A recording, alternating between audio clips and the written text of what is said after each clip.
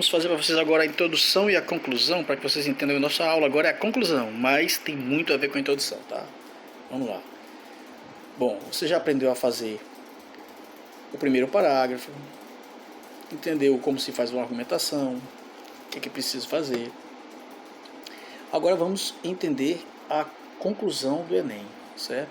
Apesar dos parágrafos serem bem distantes, né, vamos trabalhar um pouco a introdução, como ela tem que estar ligada, né, à conclusão. Então, vê o exemplo aqui: o desmatamento e desenvolvimento, certo?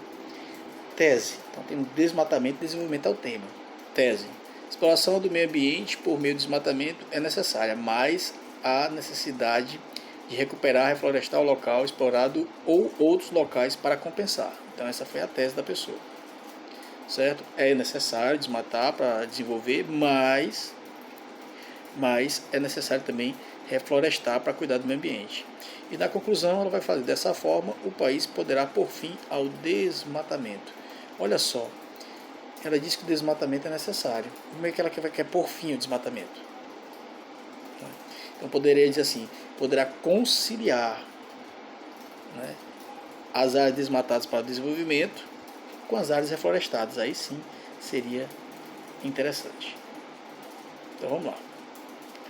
Novamente, mantém aqui a mesma tese.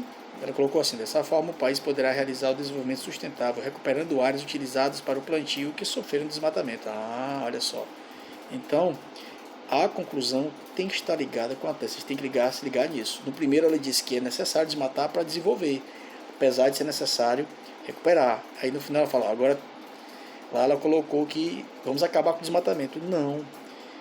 Dessa forma o país poderá realizar o desenvolvimento sustentável, recuperando as áreas utilizadas para o plantio que sofreu desmatamento. Então, provavelmente no desenvolvimento, ela falou sobre a necessidade de plantio, de aumento da agricultura, de fome, produção de alimentos, essas coisas assim, né?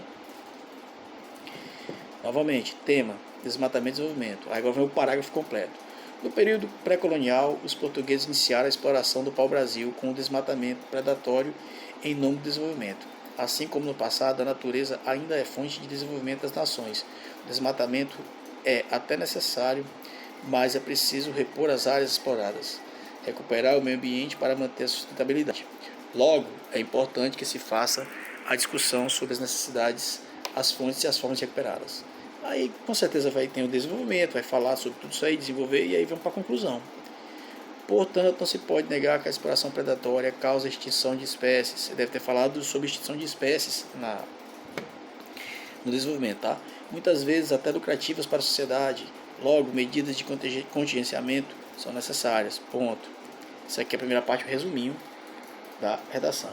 Diante do exposto, o governo federal deve, pois, aumentar a fiscalização do desmatamento e garantir a recuperação de áreas desmatadas por meio dos seus órgãos fiscalizadores, CMBio e IBAMA, e leis de reflorestamento. Estas ações têm por finalidade evitar o colapso ambiental para futuras gerações. Dessa forma, o país garantirá o desenvolvimento sustentável, recuperando áreas desmatadas.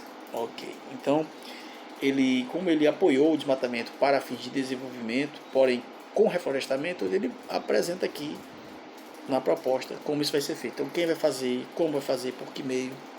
Então, tem que ter esses agentes aqui, na proposta de intervenção. Quem vai fazer, o que vai fazer, por que meio vai fazer, qual a finalidade, um efeito ou um detalhamento. Vamos ver, então tem que ter 5 agentes. Cada agente desse aqui vale 40 pontos. 40, 40, 40, 40 e 40, que dá 200. Pessoal, 200 pontos mais fácil aí. Já partir com 200 pontos. Um exemplo de conclusão. Portanto, não se pode negar que... Mini resumo da redação. Logo, medidas de contingenciamento são necessárias. Diante do exposto, quem vai fazer? Deve, o que vai fazer? Por meio de qual meio? Estas ações têm por finalidade combata, né, os problemas identificados na argumentação. Dessa forma, o país garantirá o que se espera aí no futuro, certo? Então, esse é o modelinho aí, para que vocês fechem qualquer redação do Enem. Esse modelo de conclusão, pessoal, é o básico não, é o principal, é os 200 pontos certos na competência 5.